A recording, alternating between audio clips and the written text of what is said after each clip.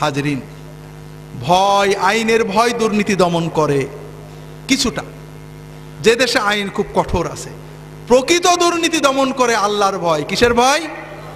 যখন বান্দা জানে যে আইনকে ফাঁকি দেওয়া যাবে, ফাঁসির দড়িকে পাল্টে দেওয়া যাবে, জজের রায়কে পাল্টে দেওয়া যাবে, রাজনৈতিক প্রভাব খাটানো যাবে, কিন্তু আল্লাহর চোখে ফাঁকি দেওয়া যাবে না।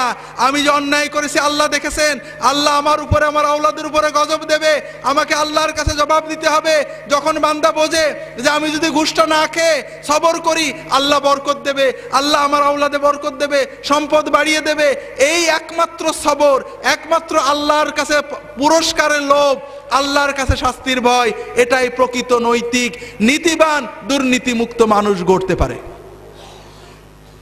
আর এজন্য আমাদের যুবক কিশোরদেরকে, আমাদের সন্তানদেরকে নৈতিকতা, ধর্মীয় শিক্ষার আলোকে মানুষ করতে হবে। আল্লাহ তাআলা আমাদের তৌফিক